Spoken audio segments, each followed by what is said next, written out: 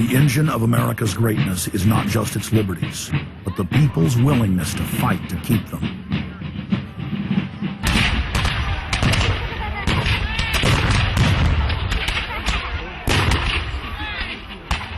Hundreds of other nations have had much larger populations and greater resources, but have never produced 1/10 of the wealth, science, and art that the United States has.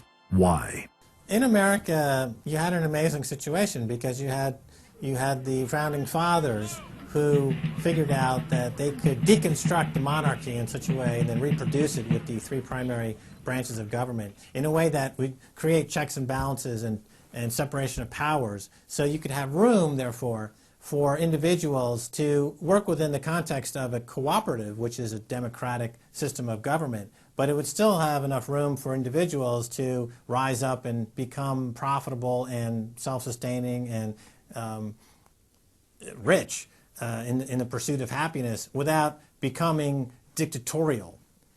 But unfortunately, over the years, since all of those separation of powers have been cut away, and all of the beautiful design by the founding fathers has been co-opted by one corporate entity, one corporate communist entity, you don't have that anymore. So what we have, we're back to where we were before the revolution. You have one monolithic state. For the first 100 years or so of the United States, after the 1700s, when we freed ourselves from British rule, no corporation was given a charter in the United States unless it served the public good. It had to prove that.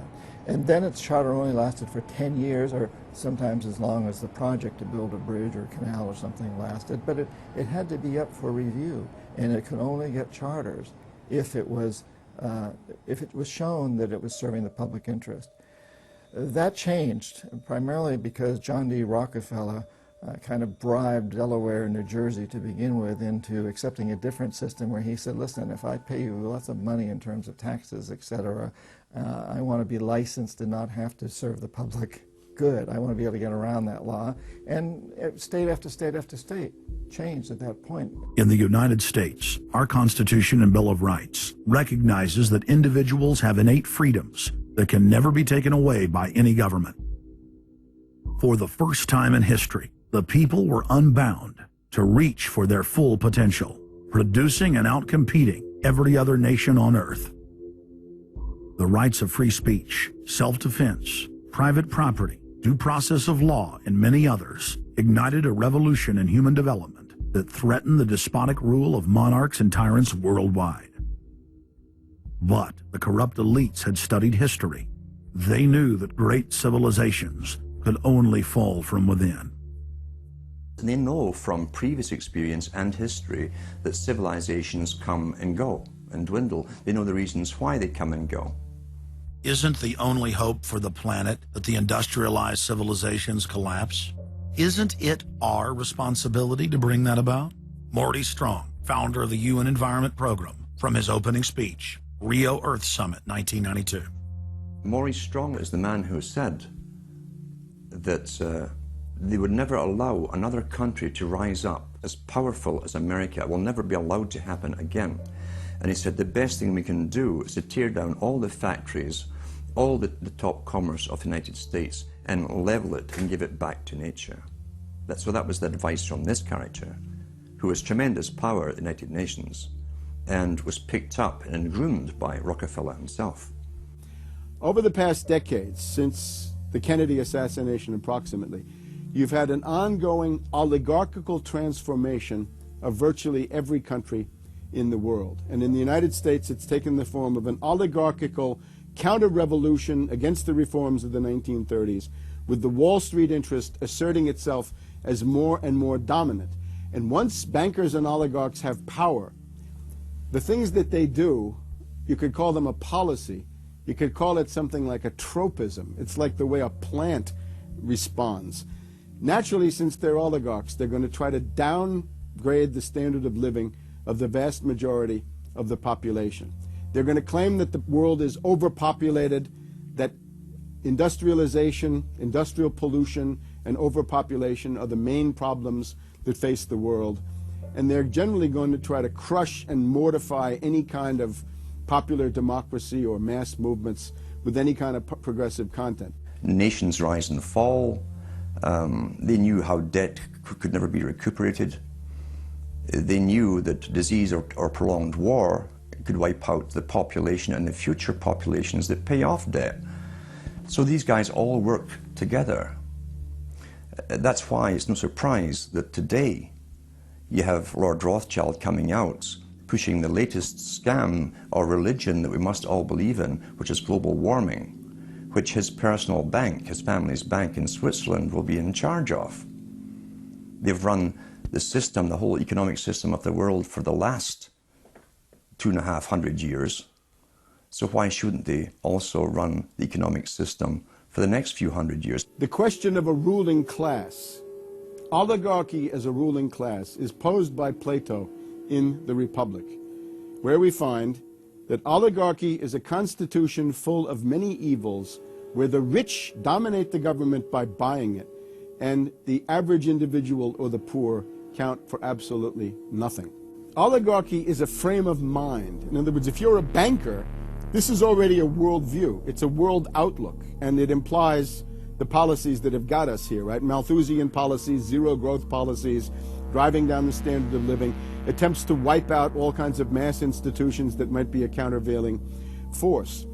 This is a scientific dictatorship, which Bertrand Russell said, and the Huxleys said, both Aldous and Julian Huxley said they would bring in the scientifically controlled society. It's not just family planning, which really means abortion and so on. It's global planning, which is literally sterilization and abortion worldwide for the ideal reduced society, and not just across the board, through genetics, through the Genome Project, through the constant IQ testing. Globalization has economically destroyed the world.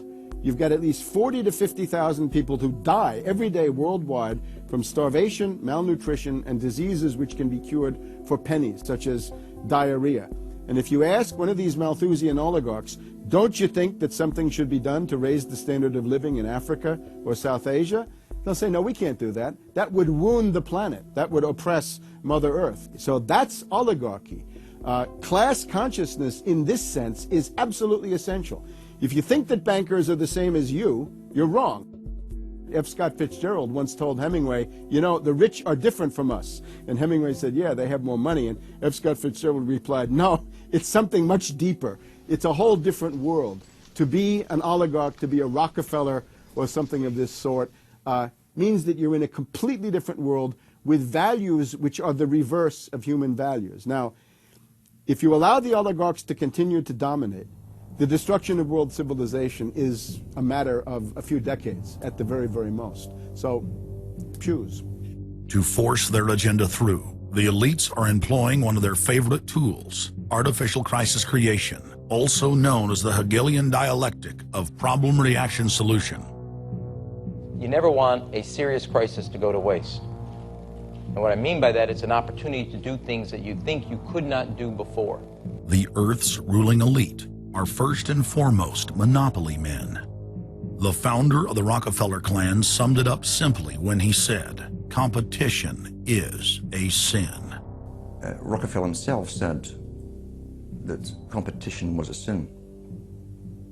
And people quipped at that, thinking it was one of his little jokes. He made many jokes about saving pennies and stuff like this. But in reality, he was telling you a truth, that competition to a man like him, who worked for a much larger organization, competition truly was a sin. And the cartels have been formed ever since, have become much bigger, more powerful. Cartels which can literally command governments, sometimes to go to war on their behalf, have occurred. The economic crash of 2008 and 2009 was an engineered crisis designed to cripple sovereign nations globally to make way for a world currency and a new bank of the world. China's holding, what, 1.5 trillion worth. All over the world, they're holding U.S. currencies. They want to get out of them in a way where they're not going to lose on their investments. There's going to be a world currency. There's going to be a new reserve currency. They're going to push it through the IMF. That's going to be the banksters that are going to be in charge of it. It's going to happen, and it's going to happen sooner rather than later. There was also a question to Geithner. Do you think that the U.S. dollar ought to be replaced? And he blew it. He had a moment of candor where he said, yeah, we're considering that. So on that day, the dollar went down 1% within a couple of minutes. Chinese government proposal about a global currency and about the IMF regulations, the new IMF idea about the general agreements to borrow and having a faster ability to disperse to the emerging market. As I understand this proposal, it's a proposal designed to increase the use of the IMF's special drawing rights. We're actually quite open to that suggestion. Timothy Geithner's comment about global currency is not off the table because it's not off the table and it's going to come.